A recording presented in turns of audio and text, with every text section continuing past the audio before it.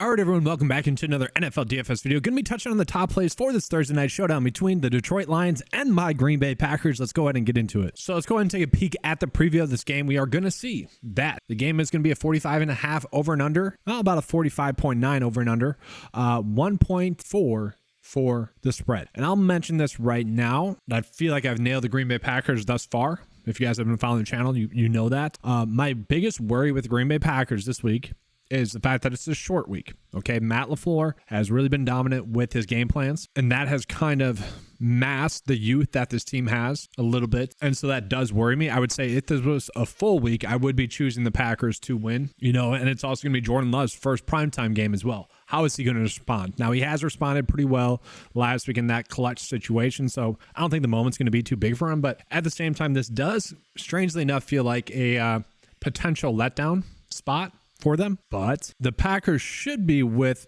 a lot of their players being back. I don't think people really realize that literally 6 of their best players minus Jordan Love were injured or out for at least last week, and then like a half of the game against the Falcons. Elgton Jenkins, one of the best utility linemen, offensive linemen in the league. David Bakhtiari, literally one of the best offensive linemen in the league. Jari Alexander, literally maybe the best cornerback in the league. Aaron Jones, one of the best running backs in the league. Christian Watson, one of the best receivers in the league. Like, it is crazy that they really could and should be 3-0. Now, on the flip side, the Lions are kind of banged up as well. They have one of the better offensive linemen in the league, currently questionable. He's expected to play. And then David Montgomery, is he going to play or not as well? Like, these teams are a little bit more banged up than you would want heading into week 4, but the biggest question marks we have, at least for DFS purposes, well, I would say both ways, defensively and offensively. Like, this is huge. Like, it's gonna be tough because obviously if Alexander is out, then that would really give someone like St. Brown a big bump, I would say. You look at one of his or 2 of his worst games last year is actually against the Green Bay Packers. If he were to be out, I'm not expecting that, but that would be something. Gary's a very big presence. He should be good to go.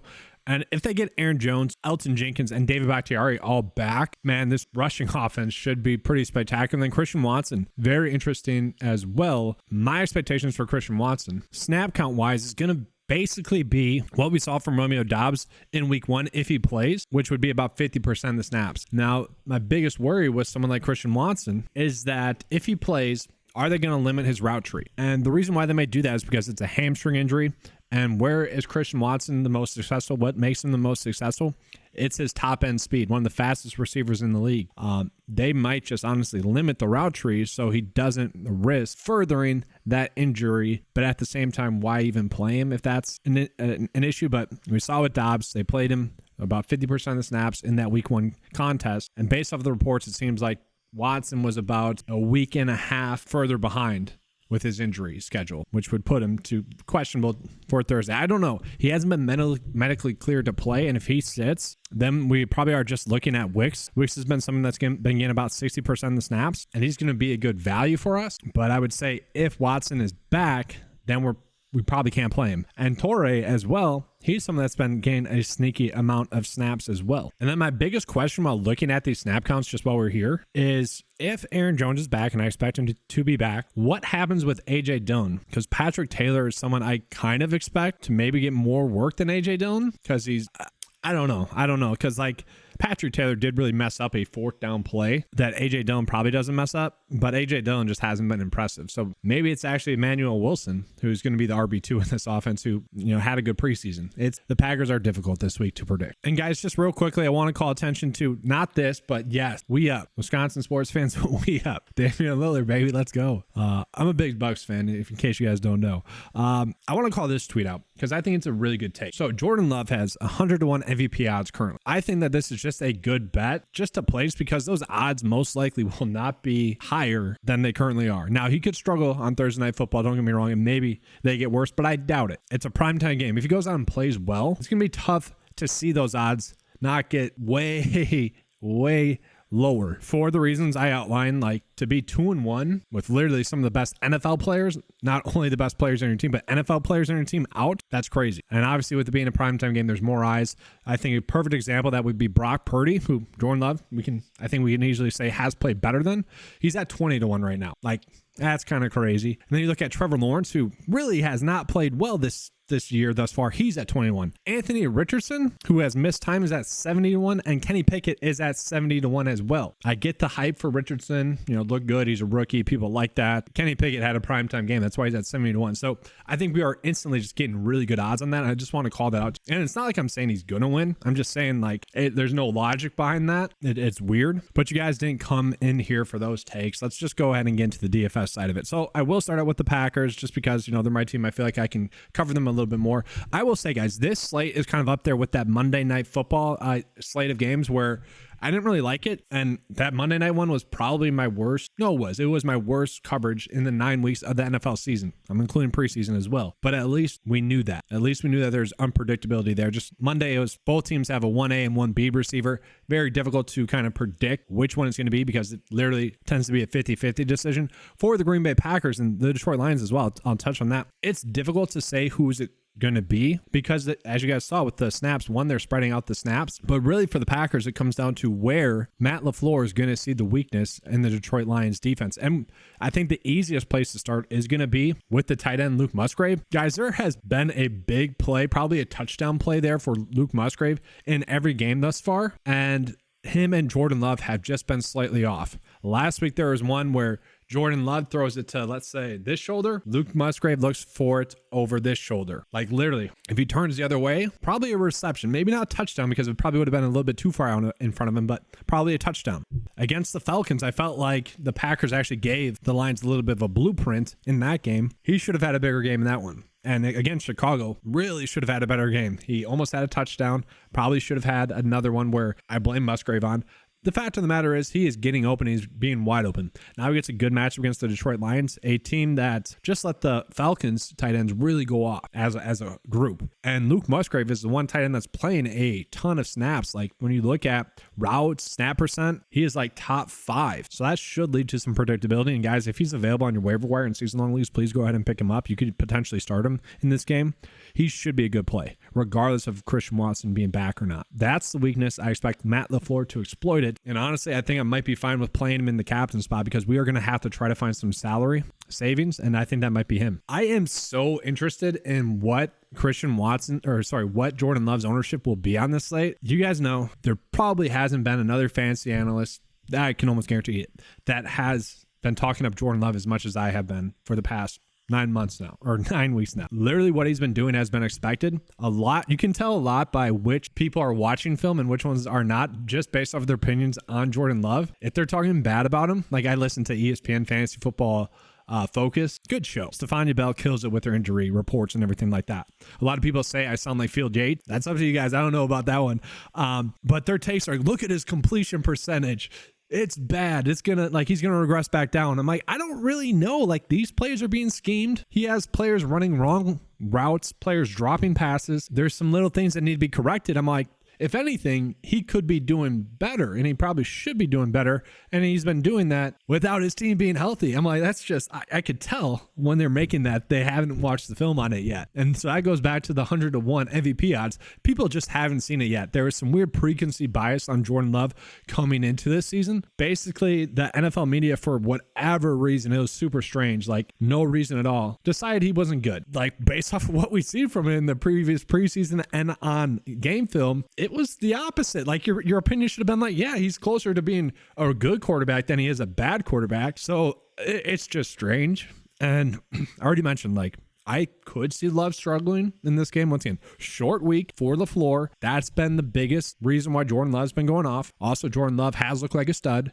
but this is going to be his first primetime game. I expect him to go out and play well. At the same time, this is the least confident I've been in him. And I hate to beat a dead horse, but like those other two games, we knew that he was going to be without some of his starters. And this is the least confident I've been in him. So I'm still going to be playing him, but I guess I wouldn't blame you if you guys didn't. We love the rush in there. Kind of expect him to rush a little bit more. The nice part about him in that last game, a couple of those plays were design runs. A little bit of RPOs, I guess. So not exactly design runs for him, but he chose to run, and they were the correct decision. And then if we're looking at receivers, I do think that Dobbs is going to be probably the one we want to roll with the most. I expect Christian Watson to, be limited. And like I mentioned, I think his route tree is going to be limited as well. There's no sense if he plays that you should just be like, all right, go run 10 go routes at top speed in this game. Like, They're just not going to do that. I think a good example of that would be Devonta Smith on Monday night. That kind of be the case with that, where you saw AJ Brown getting a lot more of those targets. So if we're going with the Packers receiver, I do think it's going to be Dobbs.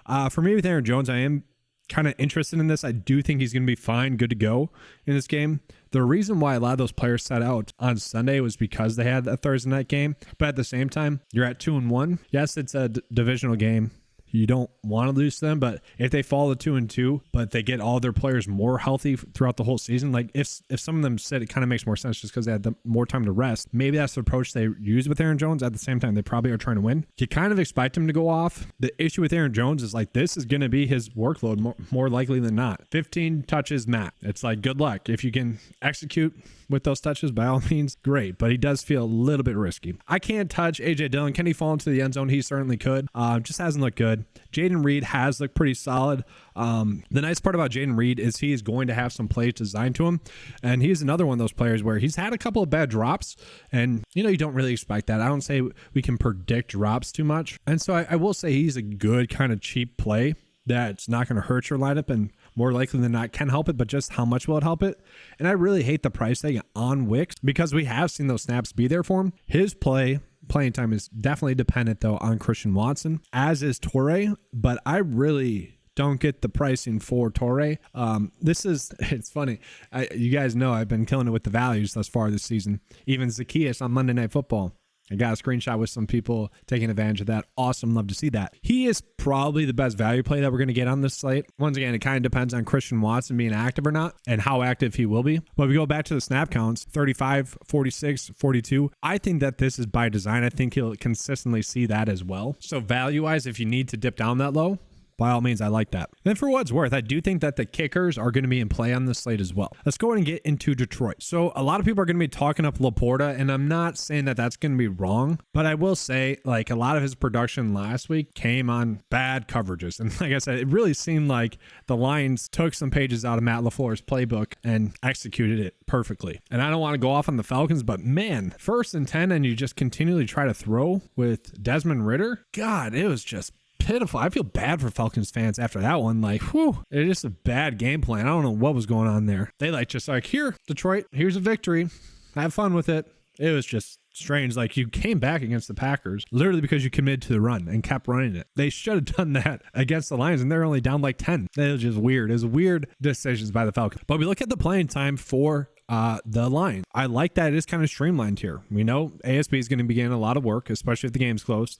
It does seem to be Laporta. For the most part, he's going to be getting a ton of playing time. Yeah, Josh Reynolds, who had a quiet game last week, but you guys will see that I think St. Brown, if Alexander is active, could have a chance to get shut down. 2 of his worst games last year were literally against the Packers. And so maybe Josh Reynolds is a sneaky play. David Montgomery is the toughest part about this slate. And then I also want to call Anton Green as well. His snaps at about 20% last week are extremely interesting. He is a guy that kind of popped in the preseason. And one thing we have seen is that these young receivers that popped in the preseason kind of have been worth a look. And so we'll see him at the minimum price. Once again, this is a play where I'm definitely saying don't play it. But if he is someone that has a good game, not even a good game, if he's someone that you hear mentioned during the broadcast, it wouldn't be too shocking. But to me, I think I am fading St. Brown in this one.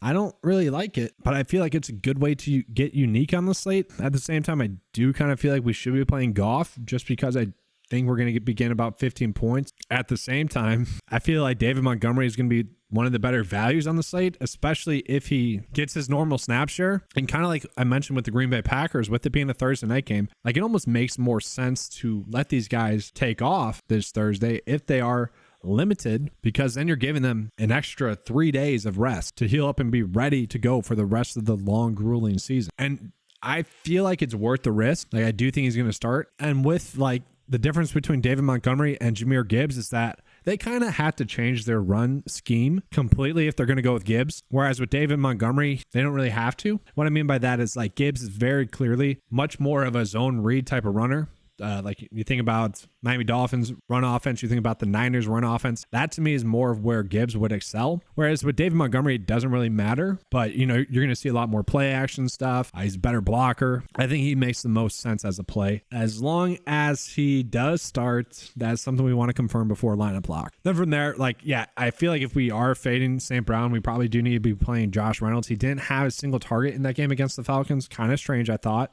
You saw Khalif Raymond kind of start off heavy in that game and then tail off. I don't think we need to be playing him. I do think Josh Reynolds would be the play, just snaps. We're chasing snaps at a very cheap price tag, but it's like you can almost go with Jaden Reed at the same pricing, actually a little bit cheaper, right? So it's a little bit more difficult there, I would say. Then Laporta, I feel like he's going to be higher owned than he should be. Obviously, I'm recording this on Wednesday. Don't have that out just yet, but the targets have been there. The targets probably will be there again for him. The Packers haven't really given up much production to opposing tight ends, though. And so I feel like it's a better fade than he is a play, but we are literally then fading like two of the Lions' top pass catchers. Don't love that. So that's where I do think Josh Reynolds is probably a must play. Now, I do think that the Falcons just had the worst offensive game plan. Like you don't start your drive out 1st and 10 trying to throw with Desmond Ridder, because then it's 2nd and 10 in most situations. Get 4 to 3 yards with Robinson. It was just weird. And so that really let the Lions play the defense that they wanted to play. They were really able to kind of tee off on Ridder as well by that weird decision making. I will say, if we get news that Bakhtiari and Jenkins are out, their defense becomes much more appealing. And like I said, with it being a short week, I don't know if Matt LaFleur is going to be able to game plan as well as he typically would. So I don't mind the Lions defense there as well. But obviously, if we're playing Lions defense, one, David Montgomery becomes a better play because there's more correlation there, and we're probably playing one less Packers player.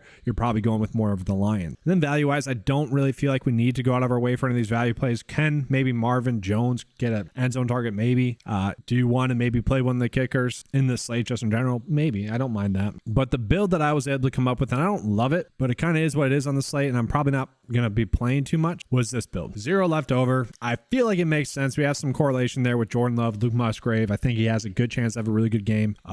Is he going to be the highest score? Probably not, but this is a slate in which I wouldn't be shocked if there isn't like a star player where the production is spread out. Like I don't love the builds that we're getting here. I'm not going to be attacking this one too much because I do think that the production can be very well spread out, especially with David Montgomery probably back, especially with Christian Watson maybe back, and especially with Aaron Jones back. And guys, that's the ugly part about this build, is that I'm literally fading the 3 players that probably had the biggest chance of breaking the slate. That's another reason why I'm probably not playing too much this week. I think it's a better prop slate. I'll put it that way. So if you guys want to, make sure to be checking out that video. That's going to be all for this video. Hopefully you guys enjoyed the coverage. If you did, make sure to give a like and subscribe. If you guys want access to an NFL DFS lineup optimizer, available for $10 a month, link in the description below. All right, thanks for watching. And as always, let's keep cashing.